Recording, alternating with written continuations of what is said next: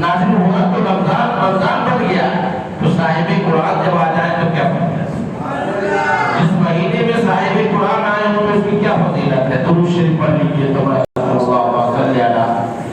سيدنا شفيعنا نبينا ومولانا محمد بارك وسلم صلاة وسلاما دائما عليك حبيبي سيدي يا رسول الله صلى الله ولولا بكماله كشفت الدجى بجماله رسمت جميع خصالي صلوا عليه وآله صلوا عليه وآله. ایسی نعت شریف ہے کہ بالکل آپ فہم ہیں سب کو سمجھ میں آنے والی ہے. ساری دنیا کا رہبر مدینے میں ہے, ساری دنیا کا رہبر مدینے میں ہے, ساری دنیا کا رہبر مدینے میں ہے, سارے نبیوں کا افسر مدینے میں ہے, سارے نبیوں کا افسر مدینے میں ہے. اور یہ شعر بھی دیکھیے, روز بڑھتا ہے پھر بھی تو گھٹتا نہیں, روز بڑھتا ہے پھر بھی تو گھٹتا نہیں, دوست تو کتنا ڈالر مدینے میں ہے, دوست تو کتنا ڈالر مدینے میں ہے. عاشقوں پر کسی کی حکومت نہیں, عاشقوں پر کسی کی حکومت نہیں, عاشقوں پر کسی کی حکومت نہیں, اپنا جنرل گورنر مدینے, اپنا جنرل گورنر مدینے میں ہے. اور یہ ہم لوگ گنہگار ہیں تو کیا کریں, تو شاعر کہتا ہے اپلیکیشن گنہگار بھیجیں نہ کیوں, اپلیکیشن گنہگار بھیجیں نہ کیوں, بخشوانے کا سنٹر مدینے, بخشوانے کا سنٹر مدینے میں ہے. اور برانچز کتنے ہیں وہ گنا رہے شاید, برانچ بغداد اجمیر کربل بلا, برانچ بغداد اجمیر کربل بلا, بخشوانے کا سنٹر مدینے, بخشوانے کا دفتر مدینے میں ہے. روز بڑھتا ہے پھر بھی تو گھٹتا نہیں, اتنے زیادہ ہے وہاں اللہ اکبر کہ روزانہ میرے آقا بانٹتے ہیں, وہاں ایرانی آئے, افغانی آئے, پاکستانی آئے, ہندوستانی آئے, دنیا کے کونے کونے سے لوگ آ رہے ہیں اور جتنی زبانیں جانتے ہیں سب بولتے ہیں, لیکن میرے آقا سب زبانوں کو جانتے ہیں. ابھی تو کوئی بیٹا مانگ رہا ہے, کوئی بخشش مانگ رہا ہے, کوئی کیا مانگ رہا ہے, میرے آقا سب کو دیتے ہیں. وہاں ہر زبانیں میرے آقا سمجھتے ہیں, یہاں تک کہ چلے تو پرند اللہ تعالیٰ ارشاد فرماتا ہے کہ آدم علیہ السلام کو میرے آقا فرماتے ہیں حدیث روح البیان میں, تفسیر روح البیان میں ہے کہ اللہ تعالیٰ نے آدم علیہ السلام کو 7 لاکھ جوابوں کا ہی. اب جتنی دنیا سب بولتے ہیں آدم کی اولاد ہے, باپ اپنے اولاد کی جواب تمہیں جانے گا تو کیا جانے گا, بولو. یہ دلیل ہے کہ باپ اپنے بیٹے کی بولی نہیں سمجھ پائے گا تو بتاؤ کون سمجھے گا. تو آدم علیہ السلام کی ہی اولاد ہے پوری دنیا میں, جتنی اولاد ہے, جتنی بولیاں بولتے ہیں جو جانتے. تو اللہ تعالیٰ نے بھی نبی آخر الزمان کو 7 لاکھوں سے ادھک زبانوں کا علم دیا. اس لیے چرند و پرند جو بھی بولی بولے سب کی فریاد سنی جاتی ہے. اتنا ڈالر ہے, اتنا خزانہ ہے کہ میرے آقا بانٹتے ہیں, والے کو چاہیے میری قریب سے اگر قطرہ کسی نے مانگا دریا بہا دیے ہیں دربے بہا دیے تو شاید کہتا ہے روز بڑھتا ہے پھر بھی تو گھٹتا نہیں روز بڑھتا ہے پھر بھی تو گھٹتا نہیں دوستوں کتنا ڈالر مدینے میں ہے کتنا ڈالر مدینے میں ہے اب آئیے خطاب سننے کے لیے اپنے آپ کو تیار کر لیجیے نعرہ تکبیر نعرہ رسالت عید میلاد النبی سرکار کی آمد سرکار کی آمد دلبر کی آمد سرکار کی آمد سرکار کی آمد کی آمد اپنی کی آمد مسلمان اہل سنت کے اعلیٰ حضرت نعرہ تکبیر نعرہ رسالت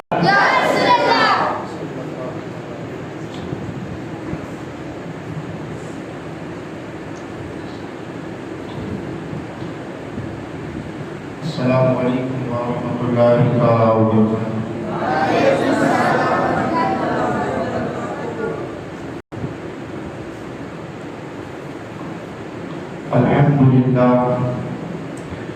الحمد للہ رب العالمین والعاقبۃ للمتقین والصلاة والسلام علی سید الانبیاء والمرسلین وعلى آله وأصحابه الطيبين الطاهرين أما بعد فأعوذ بالله من الشيطان الرجيم بسم الله الرحمن الرحيم قد جاءكم من الله نور وكتاب مبين صدق الله العظيم وصدق رسوله النبي الأمين المكين الكريم ونحن على ذلك لمن الشاهدين والشاكرين والذاكرين والحمد لله رب العالمين۔ میرے پیارے آقا صلی اللہ علیہ وسلم کی پیارے دیوانوں، میں نے جس آیے کریمہ کو اپنا موضوع سخن بنایا ہے اس پر کچھ دن گفتگو کرنے سے قبل آئی انتہائی عقیدت و محبت کے ساتھ اپنی اور ساری کائنات کے مرکز عقیدت علی سے بھی کسان چارہ سازہ درد مندہ ہم غریبوں کے غم گسار مصطفیٰ جان رحمت شب بزم ہدایت نوشہ بزم جنت دانائی سبل مولائی کل ختم الرسل جناب احمد مجتبہ محمد مصطفیٰ ارواح حافظہ صلی اللہ علیہ وسلم کی بارگاہ بے کس پناہ میں جس انداز میں درود پاک پڑھا اسی انداز میں پڑھنے کی کوشش کرے پڑھے الصلاۃ والسلام علیک یا رسول اللہ الصلاۃ والسلام علیک یا حبیب اللہ صلی اللہ تعالی علیہ وسلم۔ مثال تیری چہل پہل پر ہزاروں عید ربیع الاول، مثال تیری چہل پہل پر ہزاروں عید ربیع الاول، سوائے ابلیس کے جہاں میں سبھی تو خوشیاں منا رہے ہیں، سوائے ابلیس کے جہاں میں سبھی تو خوشیاں منا رہے ہیں۔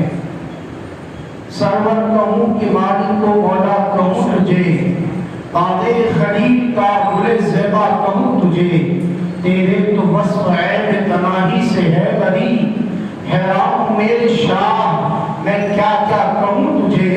لیکن رضا نے ختم سخن اس پہ کر دیا، لیکن رضا نے ختم سخن اس پہ کر دیا، خالق کا بندہ خلق کا آقا کہوں تجھے، خالق کا بندہ خلق کا آقا کہوں تجھے۔ میرے پیارے آقا صلی اللہ علیہ وسلم کے پیارے دیوان اللہ رب العزت قرآن مقدس میں ارشاد فرماتا ہے قد جاءکم من اللہ نور و کتاب مبین، بے شک اللہ کی طرف سے ایک نور آیا اور ایک روشن کتاب۔ مفسرین کرام اس آیت کی تفسیر میں لکھتے ہیں کہ یہاں پر نور سے مراد مصطفیٰ جان رحمت صلی اللہ علیہ وسلم کی ذات ہے، اور کتاب سے مراد قرآن عظیم ہے۔ میرے پیارے آقا صلی اللہ علیہ وسلم کے پیارے دیوانوں، آپ دیکھیں آدمی جتنا اعلیٰ ہوتا ہے نا، اس کا خاندان اور اس کا نسب بھی اتنا اعلیٰ ہوا کرتا ہے۔ اگر آدمی بڑا ہو تو اس کے خاندان کی بھی افضلیت کو دیکھنا چاہیے۔ اگر خاندان اعلیٰ نہ ہوا نا، ایک پہلوان میدان میں آ جائے اور وہ بڑا پہلوان ہو، اپنے وقت کا سب سے بڑا پہلوان ہو، لیکن اسے کہہ دیا جائے چل ہٹ، تیری ماں تو ایسی ہے، تیرا باپ تو ایسا ہے، اور اس کی مجال نہیں ہے کہ وہ اپنی پہلوانی کے کرتب دکھا پائے گا، بلکہ وہ اپنی نظروں کو جھکا کر وہاں سے چلا جائے گا۔ اب آپ دیکھیں جو کائنات کا امام ہے، جو انبیاء کا سردار ہے، جو تمام کائنات کا ایک مصطفیٰ ہے، جو اللہ کا محبوب ہے، جو آدم سے لے کر عیسیٰ تک کا سب کا سردار ہے، جو خاتم پیغمبرہ ہے، جو معراج کا دولہا ہے، جو شفاعت کا شہنشاہ ہے، جس نے جو ساری کائنات کا دلہا ہے، جو آمنہ کا لگتے جگر ہے، جو عبداللہ کا در یتیم ہے، جو کونین کا شہنشاہ ہے، اس کے ماں باپ اور اس کے خاندان کے بھی کچھ تذکرے کرنے چاہیے۔ میں آپ کی سماعتوں کے حوالے خاندان مصطفیٰ کا تذکرہ کرنا چاہوں گا۔ آقا کریم کا خاندان کیا ہے؟ مصطفیٰ جان رحمت صلی اللہ علیہ وسلم کیسے خاندان میں پیدا ہوئے؟ جب آقا اتنا عظیم ہے تو خاندان بھی بڑا اعلیٰ اور حسب و نسب والا ہوگا، اشرف ہوگا، جس کے خاندان کی لوگ عزت کرتے ہوں گے۔ مصطفیٰ کریم رؤوف الرحیم اپنے والد کے نسب، والد کے اعتبار سے آپ کا نسب کچھ اس طرح ہے۔ محمد صلی اللہ علیہ وسلم بن عبداللہ بن عبدالمطلب بن ہاشم بن عبد مناف بن قصی بن کلاب بن مرہ بن غالب بن فہر بن مالک بن نضر بن کنانہ بن مدرکہ بن الیاس بن مدر بن نزار بن معد بن عدنان تک آپ کا سلسلہ جاتا ہے، اور والدہ کی طرف سے آپ کا سلسلے نسب یوں ہے۔ حضرت محمد صلی اللہ علیہ وسلم بن آمنہ بنت وہب بن عبد مناف بن زہرہ بن کلاب بن مرہ کلاب بن مرہ پر جا کر والدین مصطفیٰ کا خاندان مل جاتا ہے۔ آپ کا خاندان ایک ہے، خاندان اعلیٰ ہے، اشرف و اعلیٰ۔ حضور صلی اللہ علیہ وسلم کا خاندان تمام عرب میں سب سے اعلیٰ نسب کا کوئی شخص ہے تو وہ محمد عربی ہے۔ آپ کا خاندان بھی عرب و اعلیٰ ہے۔ اپنے تو اپنے غیر بھی اہل عرب جو آپ کے دشمن تھے وہ بھی کہتے تھے کہ محمد عربی کے خاندان جیسا کسی کا خاندان نہیں ہے۔ آپ دیکھیں حضرت ابو سفیان جب ایمان نہیں آئے تھے، اس وقت جب شاہ روم کی بارگاہ میں پہنچے اور وہ یہ چاہتے تھے کہ محمد عربی کی نگاہوں کو شاہ روم کے سامنے جھکا دوں، محمد عربی کے بارے میں غلط باتیں کروں، لیکن حضرت ابو سفیان جب وہاں پہنچے ایمان لانے سے پہلے، اس وقت بھی شاہ روم کے سامنے کہا اس کا خاندان بڑا عرفوں والا ہے، محمد عربی کا خاندان بڑا اعلیٰ ہے، کیوں نہ عظیم ہو۔ ایسے خاندان میں ایسے افراد پیدا ہوئے جن کی خصوصیات بڑی اعلیٰ ہیں، سب ایک سے ایک ہے۔ حضرت فہر بن مالک انہی کے خاندان کا ایک فرد ہے جس کا لقب قریش ہے۔ کیوں کہتے ہیں اسے قریش؟ کیوں کہتے ہیں قریش؟ اس وجہ سے کہتے ہیں قریش سمندر کے اس جانور کو کہا جاتا ہے جو سب سے بلند قامت ہے ہوتا، جو سب سے طاقتور ہے، اور وہ بلند سمندر کے جانوروں کو کھا جاتا ہے۔ وہ کبھی مغلوب نہیں ہوتا، بلکہ جب حملہ کرتا ہے تب غالب آتا ہے۔ اسے قریش کہتے ہیں۔ سمندر کے اس جانور کو قریش کہا جاتا ہے جس کی طاقت کے سامنے کوئی اپنا دم نہیں مار سکتا۔ اسی وجہ سے اہل عرب فہر بن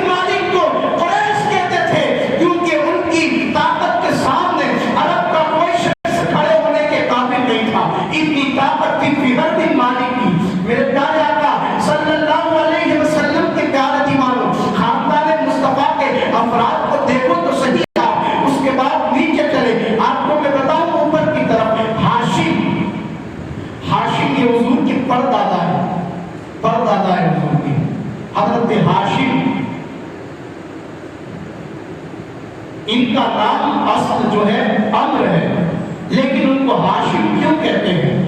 سخاوت کے شہنشاہ کا نام ہاشم ہے، جود و سخاوت کے بینکر کا نام ہاشم ہے، کیونکہ جب عرب میں ایک وقت ایسا آیا، قحط سالی پڑ گئی، لوگ کھانے کے لیے ترس گئے، اس وقت حج کا موسم تھا، حاجی دور دور سے امٹ کر مکہ کی دھرتی پر پہنچے تھے، اب اس وقت قحط پڑ گیا، لوگ حیران و پریشان ہیں، کیا کریں گے، کیا کھائیں گے؟ حضرت ہاشم گئے اور ملک شام جا کر خشک روٹیاں خرید کر لائے، سوکھی روٹیاں خرید کر لائے اور اپنا اونٹ ذبح کیا، اس کا گوشت بنایا، اس کا شوربہ اور وہ سوکھی روٹیوں کو ملا کر شریر بنایا اور پھر اسے لوگوں کو کھلایا۔ لوگوں نے کہا یہ ہاشم ہے، روٹیوں کو چورنے والے کا نام ہاشم ہے، روٹیوں کو چورنے والے کو ہاشم کہا جاتا ہے۔ یہ ہاشم اس وجہ سے ہے کہ اس نے اونٹ کے شوربے میں شریر، اونٹ کے شوربے میں خشک روٹیاں ڈال کر شریر بنایا، پھر اسے لوگوں کو کھلایا، اس وجہ سے اسے ہاشم کہتے ہیں۔ میرے پیارے آقا صلی اللہ علیہ وسلم کے پیارے دیوانوں، چونکہ حضرت ہاشم اپنے باپ کی اولاد میں سب سے اعلیٰ تھے، اس وجہ سے آپ کو کعبے کا متولی بنایا گیا، آپ کو کعبے کا سجادہ نشین بنایا گیا، اور آپ مدینہ الرسول، مدینہ منورہ میں گئے تھے اور وہیں پر آپ کا انتقال ہوا۔ آپ کے بیٹے ایک عبد المطلب ہے جو کہ حضور کے دادا ہے، عبد المطلب کی پرورش مدینہ منورہ میں ہوئی، عبد المطلب کی، حضرت عبد المطلب کی پرورش مدینہ منورہ میں ہوئی۔ اس کے بعد آپ اپنے ننیحال میں پلے، 7-8 سال کی عمر ہوئی، اس کے بعد آپ اپنے خاندان میں مکہ المکرمہ واپس آئے، اور مکہ مکرمہ آنے کے بعد کہ عبد المطلب جو ہے نا، حضرت عبد المطلب وہ عبادت گزار تھے، متقی تھے، پرہیزگار تھے، اور اتنے اعلیٰ تھے کہ خدا کی عبادت میں ہر وقت مصروف رہتے تھے، ہر وقت خدا کی عبادت میں مصروف رہتے تھے، اور غار حرا میں جا کر عبادت کیا کرتے تھے۔ کئی دنوں تک عبد المطلب اپنے گھر نہیں آتے تھے، کئی دنوں تک زنا کو آپ برا جانتے تھے، آپ حرام جانتے تھے زنا کو، لڑکیوں کو زندہ درگور کرنے سے آپ منع کرتے تھے، اور اسی پر بس نہیں، آپ کے دسترخوان پر جو کھانا ہوتا تھا نا، اس سے آپ پرندوں کو بھی کھلایا کرتے تھے، اس وجہ سے آپ کو مطعم الطیر بھی کہا جاتا ہے، پرندوں کو کھلانے والا۔ حضرت عبد المطلب حضور صلی اللہ علیہ وسلم کے دادا ہے، حضرت عبد المطلب بڑے اعلیٰ نسب والے تھے۔ حضرت عبد المطلب کے ایک بیٹے کا نام عبداللہ ہے، عبداللہ جو کہ حضور کے والد ہے، یہ بھی بڑے شان کے مالک ہے، حضرت عبداللہ بھی بڑے شان کے مالک ہے۔ حضرت عبداللہ وہ ہے، حضرت عبد المطلب کی پیشانی میں نور مصطفیٰ جھلک رہا تھا، حضرت عبد المطلب کی پیشانی میں مصطفیٰ کا نور تھا، اور اصحاب کہف کا جو واقعہ، اصحاب فیل کا جو واقعہ ہوا تھا نا، وہ آپ ہی کے دور میں ہوا تھا۔ حضور کی پیدائش کے چند سال پہلے اصحاب فیل کا ایک واقعہ پیش آیا۔ یمن کا بادشاہ ابرہہ تھا، اس نے چونکہ یمن کے اندر وہ بڑا طاقتور تھا، اور اس نے یمن کے اندر اتنا بڑا گرجا گھر بنایا کہ وہ یہ چاہتا تھا جس طریقے سے لوگ مکہ میں آ کر کعبے کا طواف کرتے ہیں، اسی طریقے سے لوگ گرجا گھر میں جا کر، یمن میں آ کر جو ہے اس کا طواف کرے، اس کی عبادت کرے، وہ یہ چاہتا تھا، لیکن اس کی یہ کام اس کا کام نہ آیا، اس نے گرجا گھر کو بنا لیا۔ جب مکے کے کچھ باشندوں کو اس کے بارے میں اطلاع ہوئی تو وہ گئے اور اس کے گرجا گھر میں جا کر جو ہے ناپاکی کر دی، وہ بڑا غضبناک ہو گیا۔ اس نے سوچا اب میں کعبے کو ڈھا دوں گا، کعبے کو نیست و نابود کر دوں گا، کعبے کو ختم کر دوں گا۔ اس نے یہ ٹھان لیا، اور ایک ہاتھیوں کا ایک عظیم لشکر لے کر جب کعبے پر چڑھائی کرنے کے لیے آیا، اس وقت چونکہ حضرت ہاشم کے بعد حضرت عبد المطلب کعبے کے سجادہ اور متولی تھے، انہوں نے یہ معاملہ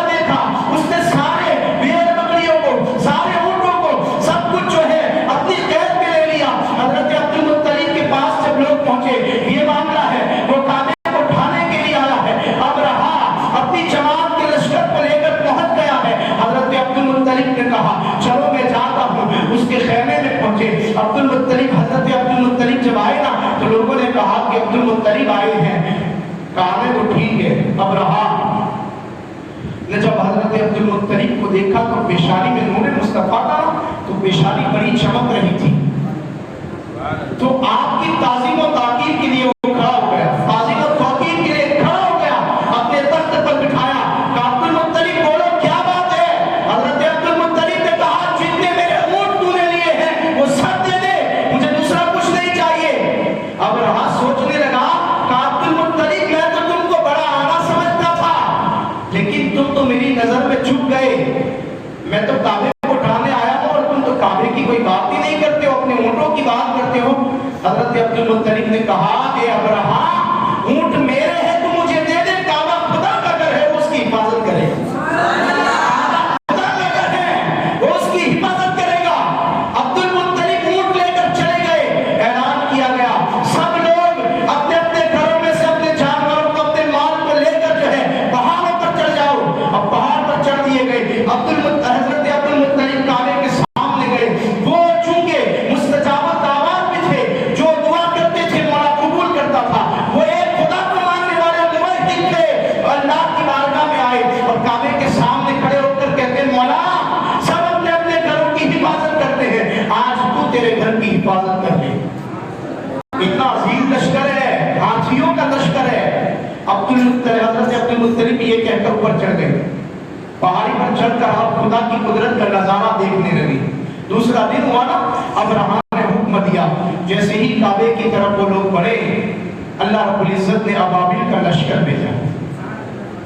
ابابیل سمندر کی طرف سے ابابیلوں کے پرندوں کی ٹولیاں آئی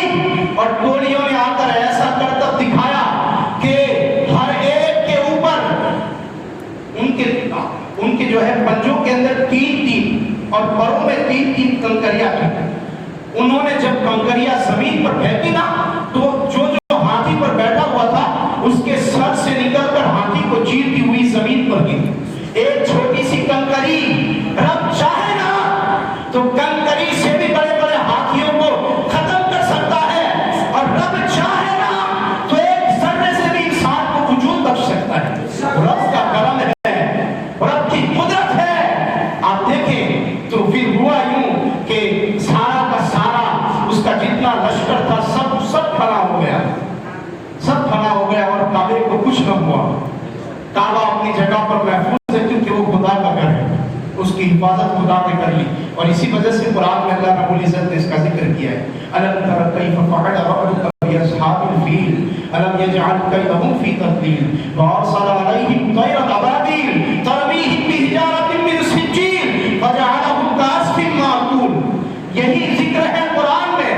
اس پر بھی بات ہوگی انشاءاللہ پھر کبھی۔ آپ دیکھیں حضرت عبداللہ کی بات کر رہا تھا، حضرت عبداللہ حضور کے والد محترم ہے، وہ بھی اعلیٰ نسب والے تھے، اور آپ کی حضرت عبد المطلب کی پیشانی سے نور مصطفیٰ منتقل ہو کر حضرت عبداللہ کے جو ہے پشت انور میں جلوہ گر ہو چکا تھا، اور اس نور کی تجلی کا یہ عالم تھا کہ یہودی آپ کے پیچھے پڑ گئے تھے۔ یہودیوں کو اس بات کا علم ہو گیا تھا کہ عبداللہ کی پشت انور میں محمد عربی کا نور ہے۔ یہودی آپ کے پیچھے تھے، آپ کو قتل کرنا چاہتے تھے، یہودی ہر وقت آپ کے در پہ رہتے تھے۔ ایک دن حضرت عبداللہ جب جنگل میں شکار کے لیے گئے تو کچھ یہودیوں نے حضرت عبداللہ کو قتل کی غرض سے گھیر لیا، لیکن اتنے میں اللہ رب العزت نے کچھ ایسی جماعتوں کو بھیجا کہ انہوں نے سب کو ختم کر دیا۔ حضرت وہب بن مناف جو کہ حضور صلی اللہ علیہ وسلم کے نانا ہے، حضرت آمنہ کے والد محترم ہے،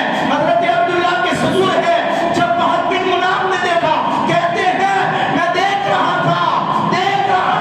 لوگ کٹ تو رہے ہیں لیکن آدمی بھی نظر نہیں آتا اور تلواریں بھی نہیں دکھتی۔ میں حیران تھا، میں گھر گیا اور گھر جا کر سب سے پہلے میں نے کہا عبد المطلب کے پاس جاؤ اور میری بیٹی آمنہ کے لیے نکاح کا پیغام بھیجو کہ میں عبداللہ کے ساتھ اپنی بیٹی کا نکاح کرنا چاہتا ہوں۔ چونکہ عبد المطلب بھی حضرت عبد المطلب بھی چاہتے تھے کہ حسب و نسب والی اچھی لڑکی مل جائے تو میں عبداللہ کی شادی کر دوں۔ حضرت آمنہ کا رشتہ جب پہنچا نا تو ویسے ہی قبول کر دیا گیا۔ حضرت عبد المطلب نے کہا ہاں مجھے منظور ہے یہ رشتہ، میں ایسی ہی تو لڑکی تلاش کر رہا تھا جو پارسا ہو، نیک ہو، متقیہ ہو، اعلیٰ نسب والی ہو، اور یہ بہتر ہے آمنہ میرے بچے کے لیے۔ قبول کر لیا گیا، رشتہ منظور ہوا، نکاح ہوا۔ میرے پیارے آقا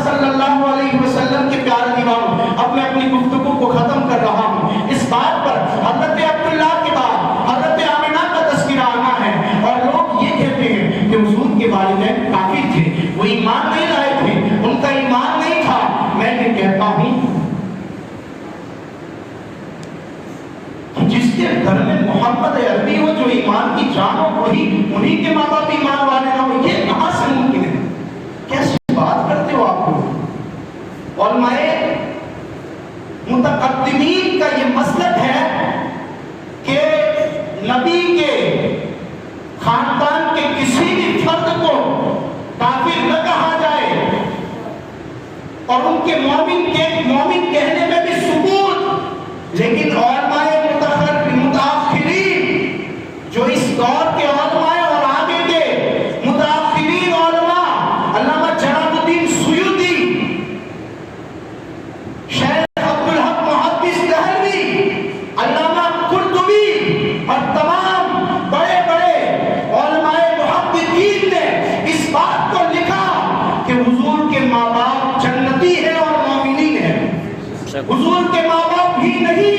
حضرت آدم سے لے کر حضور تک آپ کے سلسلے میں جتنے ہیں سب ایمان والے ہیں، سب ایمان والے ہیں۔ شیخ عبدالحق محدث دہلوی لکھتے ہیں کہ وہ متاخرین کا عقیدہ تھا، یہ وہ متقدمین کا مسلک تھا، یہ متاخرین کا مسلک ہے کہ حضور کے جتنے بھی آبا و اجداد ہیں سب مومن اور سب ایمان والے ہیں۔ متاخرین نے ایمان کی تین راہیں نکالی ہیں۔ پہلی کہتے ہیں کہ حضور صلی اللہ علیہ وسلم کے جتنے بھی آبا و اجداد تھے وہ سب حضرت ابراہیم علیہ السلام کے دین پر تھے۔ دوسری راہ ایمان کی کہ حضور صلی اللہ علیہ وسلم کے آنے سے پہلے کا زمانہ چونکہ اس وقت کوئی دین نہیں تھا، حضرت عیسیٰ کے بعد سے لے کر حضور تک کے زمانے میں کوئی دین فرق، اس کو خالی زمانہ کہا جاتا ہے، اور اس وقت جتنے لوگ تھے سب موحد تھے، سب ایک خدا کو ماننے والے تھے، تو اس وجہ سے یہ بھی ایمان والے ہیں۔ تیسرا کون لکھتے ہیں؟ متاخرین کہ نبی کریم صلی اللہ علیہ وسلم کے آبا و اجداد کو اور خصوصاً والدین مصطفیٰ کو زندہ کر کے پھر ان کو کلمہ پڑھا گیا اور ایمان عطا کیا گیا۔ یہ روایتیں اگرچہ ضعیف ہیں لیکن راویان حدیث کی وجہ سے یہ روایتیں جو ہے صحیح اور حسن کے قریب کے درجے کی رکھتی ہیں۔ میرے پیارے آقا صلی اللہ علیہ وسلم کے پیارے دیوان، ان ساری باتوں سے پتہ چلا کہ خاندان مصطفیٰ کتنا اعلیٰ و عرفہ ہے۔ خاندان مصطفیٰ کی جو ہے شان ہم بیان نہیں کر سکتے۔ اللہ رب العزت ہم سب کو مصطفیٰ جان رحمت صلی اللہ علیہ وسلم کا میلاد صحیح معنوں میں منانے کی جو ہے توفیق عطا فرمائے۔ انشاءاللہ آگے کی جو گفتگو ہے وہ جب میرا وقت آئے گا چند دنوں کے بعد تب میں اس کو کروں گا۔ اللہ رب العزت ہم سب کو مصطفیٰ جان رحمت صلی اللہ علیہ وسلم سے سچی اور پکی محبت عطا فرمائے، اور ایمان پر استقامت کے ساتھ اس دنیا سے ہماری روح کو قبض فرمائے۔ وما علینا الا البلاغ۔ السلام علیکم ورحمۃ اللہ وبرکاتہ۔ خلق العلا بکمالہ